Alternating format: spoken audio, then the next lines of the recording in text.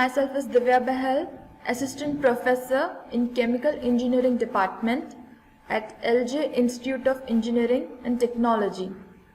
The subject which I am going to take is petroleum refining and petrochemicals. So, in last lecture we just had an overview about your subject, that is petroleum refining and petrochemicals. So, starting with the lecture, let's move with the first topic. How global economy is affected because of petroleum. The global economy fluctuates with oil demand. As we know, today whole transactions is done in oil barrels. What is the rate of oil barrel? It decides how much would be the cost of your other petroleum products like petrol, diesel, kerosene, etc. And as we saw in the overview lecture, we can say that because of this oil fluctuation, many prices of other commodities also vary. Now, how it affects totally? See, there are oil importing countries and oil exporting countries. If price increase in oil happens, then both the countries are affected. How oil importing countries are affected? Let's see. Because of increase in crude oil price, they decrease their imports, and because of that, inflation happens in their country.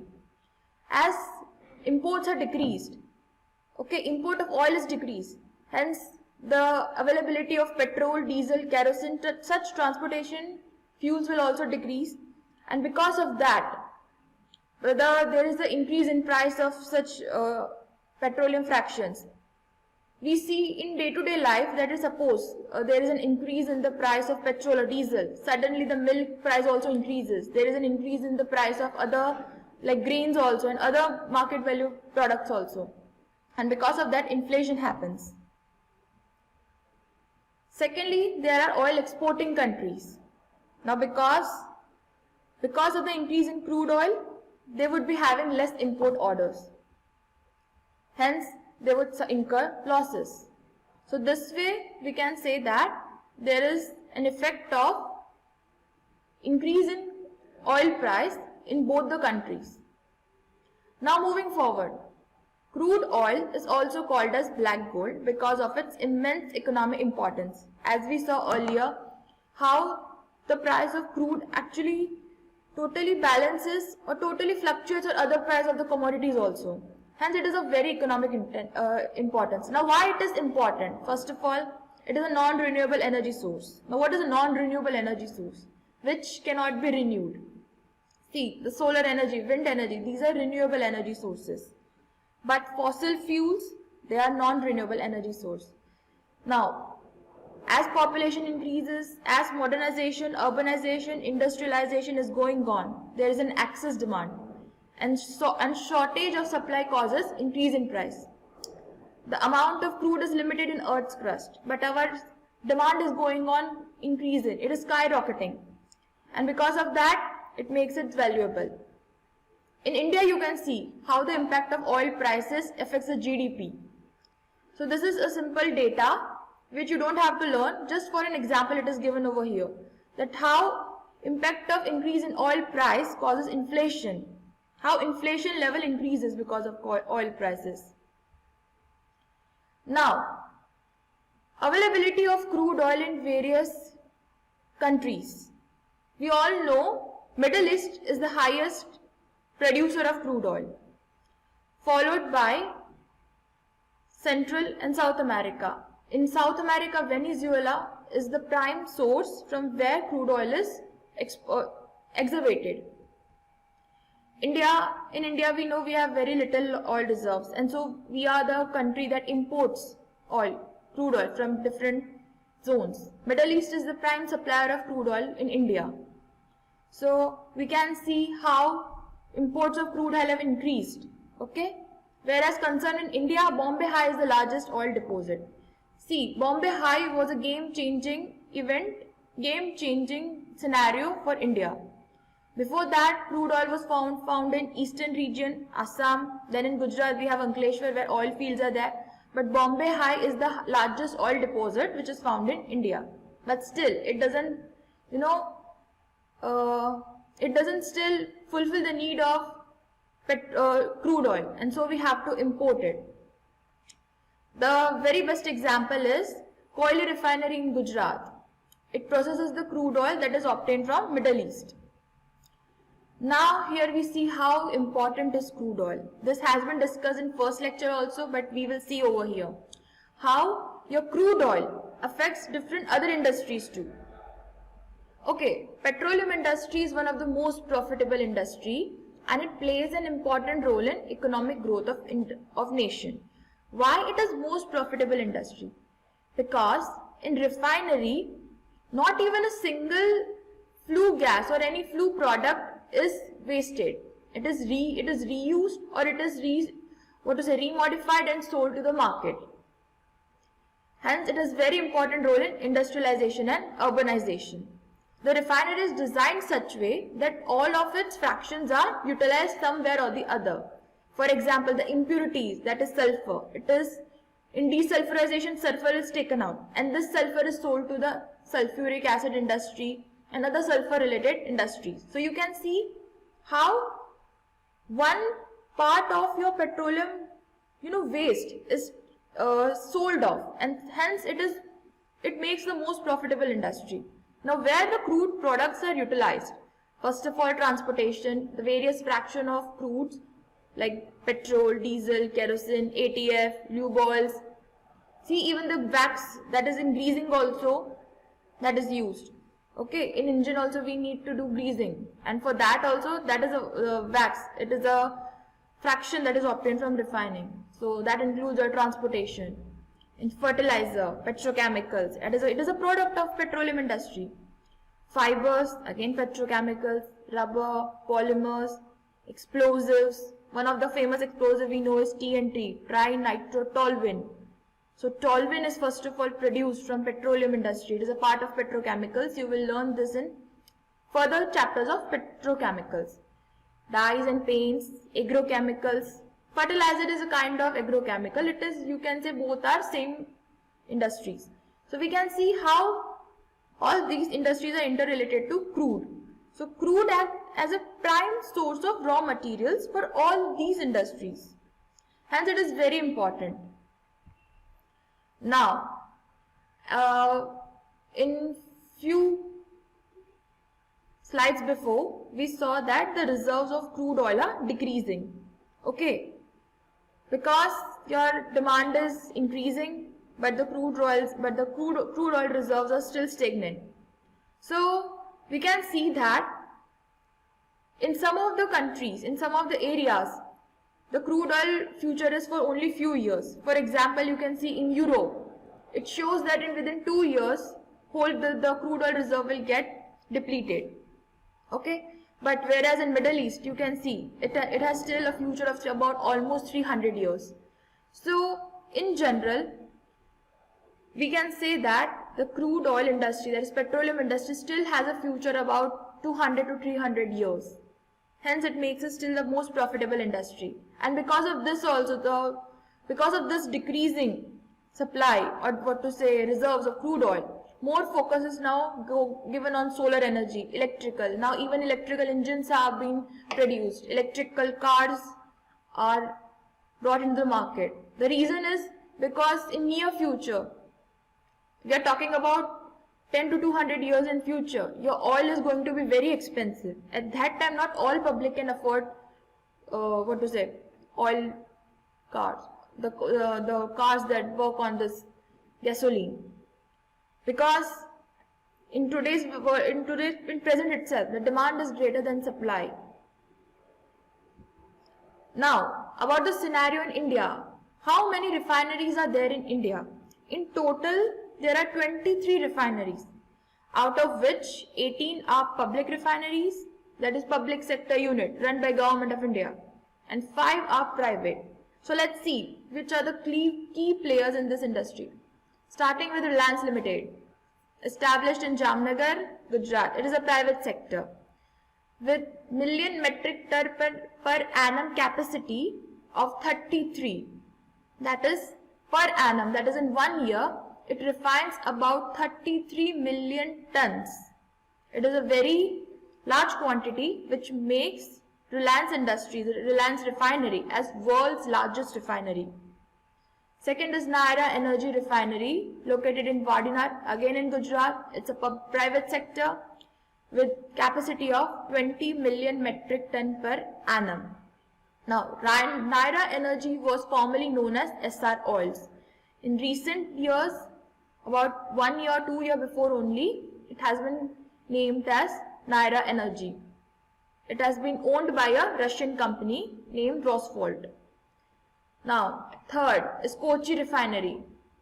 It is a public refinery and is a part of IOCL and has a capacity of 15.5 million metric ton per annum. Fourth, we can see Mangalore Refinery and Petrochemicals, again public. Then Paradeep Refinery in Orissa, again public sector. Then Gujarat Refinery, Vadodara. It is a part of IOCL. Okay, it's also called as Kochi Refinery.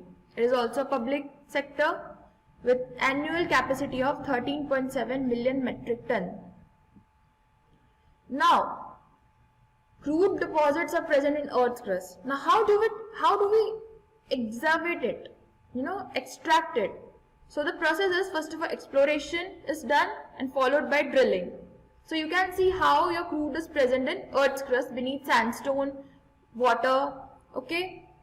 It is generally found in igneous rocks. Okay. Another picture you can see how drilling happens.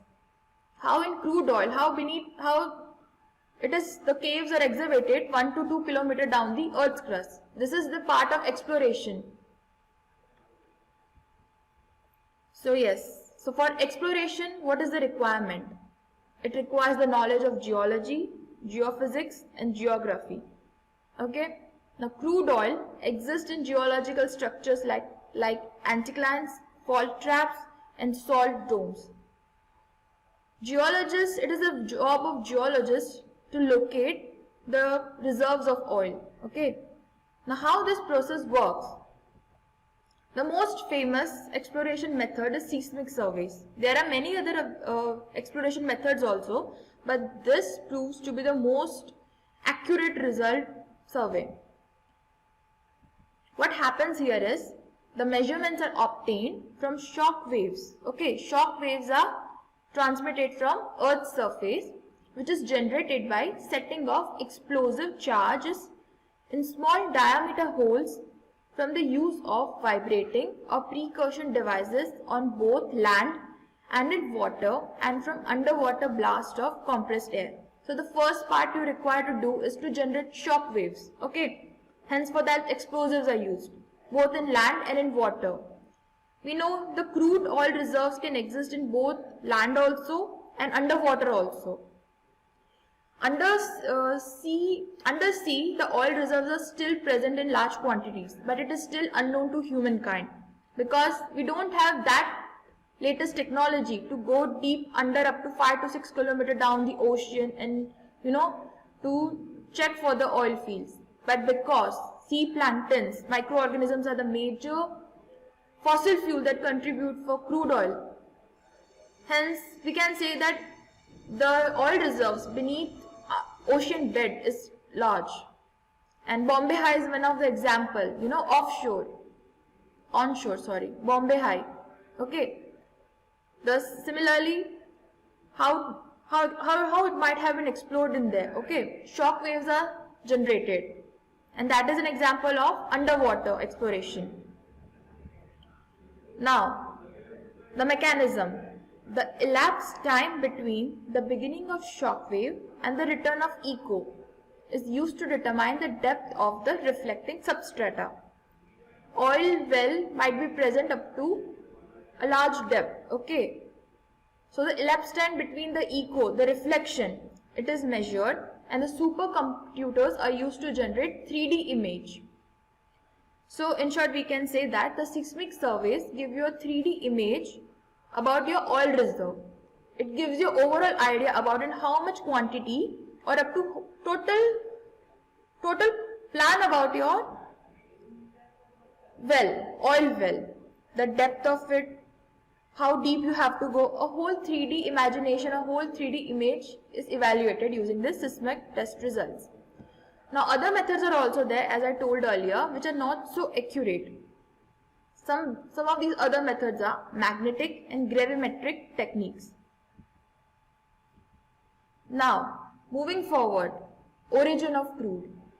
So many scientists have debated since many years that how crude might have originated. So there are some theories about it. Starting is first inorganic theory. From the name itself, it focuses on the inorganic part that plays an important role in the formation of crude. So what does it say? It says that the source for the oil production might be carbides in the earth's crust. So how carbides react? The metals beneath the earth's crust react with carbon to give metal carbides. Now this metal carbides on reaction with water gives hydrocarbons along with metal hydroxides. Now why this theory is not accurate? Because it fails to explain presence of carbides in crude oil. Okay, the crude assay analysis you will study further. It gives a whole, you can say, data, a report, just like a medical report of your blood. When you go to doctor, a medical report of your blood shows every of the parameters present. So in crude oil till date, carbide has not been present. Hence, as carbide is not present, this theory is not supported. Again, fails to explain the presence of chlorophyll in crude oil. This theory tells that carbides are the main source of the crude formation. But crude oil exhibits chlorophyll presence in it. Chlorophyll is present in vegetation. But this theory says that only carbides are responsible. Hence, it fails to explain the presence of chlorophyll in it. Now, second is the organic theory. Again, from name you can see that organic matter are given consideration. So, in this also, we have two theories. The Engler theory. It says that the source of crude formation is dead animals, mainly in marine planktons. Okay, sea planktons are the very small microorganisms that are present in billions of amount. So the condition at which the crude is formed. Again, as we know, crude exists deep beneath the earth's crust, and where of course high temperature and pressure is there. So yes, it says that the condition of high temperature and pressure is responsible. But again, it fails to explain the presence of chlorophyll in the crude, because it said that the major source was sea animals and not vegetation. So hence this theory fails to explain the presence of chlorophyll. Hence this theory is not that supportive. Now modified organic theory is the most followed theory or most accepted theory. Now according to this theory, the source of your crude formation is dead animals plus vegetations of prehistoric era. Of course, in prehistoric era, the earth was covered with large vegetation, big forest, and animals also are responsible for the formation of crude. And this is the most justified theory because it explains the presence of chlorophyll also, other radioactive, any such materials which have been supported in this theory. So hence this is the most followed or most accepted theory. It explains that the formation of crude is by a biochemical process. The physical factors that plays an important role is heat, pressure, catalyst, or any metals which are called generally taken into category of catalyst that gives a physical effect to the process. Then is the chemical or biological process that takes place. The biological process is the bacteria, microorganisms that are responsible for the decomposition. Aerobic and anaerobic respiration takes place, and so this biological matter is decomposed into a very small fragments which are called as hydrocarbons. Now another topic, composition of crude. Okay, this composition in this topic, a brief about what are the components present in the crude. So here we can say your crude can be divided as hydrocarbons, About the composition I'm talking about, how your compositions are there. Hydrocarbons are present, which are in the majority. Okay, metals, then other heteroatom compounds like sulfur, nitrogen and oxygen.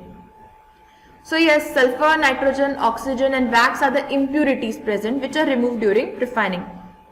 Their quantity is hardly below 1%, not more than that. Now about hydrocarbons. See, carbon is the major, major player over here. About 80 to 83% are the carbon. Then hydrogen, 11 to 15%. Sulfur, 0.5 to 5%. But 5% is not there. It is only up to 0.5%.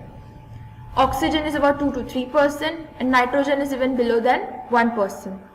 So here you can see how the composition of crude is given.